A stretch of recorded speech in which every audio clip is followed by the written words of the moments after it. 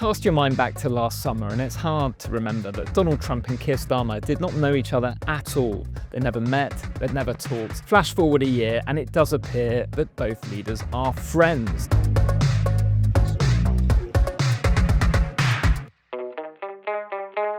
A lot of the success, I think, comes down to the strategy that Downing Street has adopted with Donald Trump. They decided, looking at how Trump term 1 played out, that you don't need to bite on everything the president says.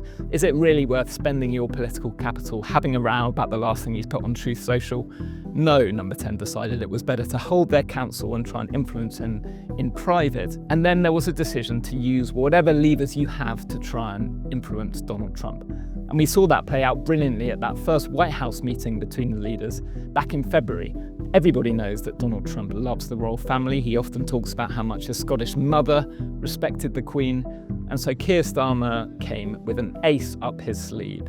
A state visit, not just the first state visit, but a second state visit for Donald Trump. And actually it was interesting, the Prime Minister isn't a naturally performative politician, but the way he revealed the invitation from his top pocket, bigged it up. This is really special. This has never happened before. This is unprecedented. That seemed to really work with Donald Trump. A beautiful man, a wonderful man. And actually it's quite telling, since that moment other leaders have copied that same gimmick. Netanyahu and Zelensky have both revealed their own letters to give to Trump in front of the cameras.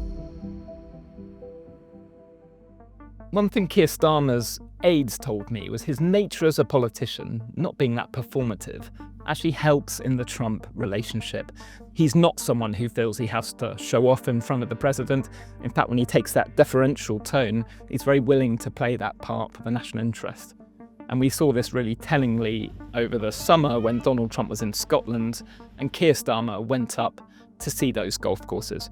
Now, this was on British land. It was a British Prime Minister who would normally be doing the hosting. But it was the American president who greeted our Prime Minister at the door. And in a very long, rambling 90-minute press conference, it was Trump doing all the talking and Keir Starmer largely remained quiet. Thank you very much, everybody. We'll see you later.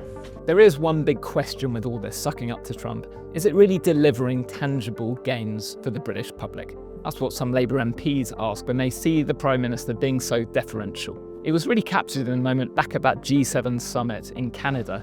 Donald Trump came out with the UK-US trade deal and the pages fluttered to the floor. It wasn't the president who stooped to pick them up, but our Prime Minister. A very important document. Critics jumped on that image of Keir Starmer literally bending the knee to Donald Trump and says it projects everything you need to know about the relationship. But Downing Street counters and points at the pages Keir Starmer was holding, guarantees that would help tens of thousands of jobs for British car manufacturers. That is, in essence, the Starmer-Trump relationship. Starmer is willing to play second fiddle as long as he gets real tangible benefits for the country.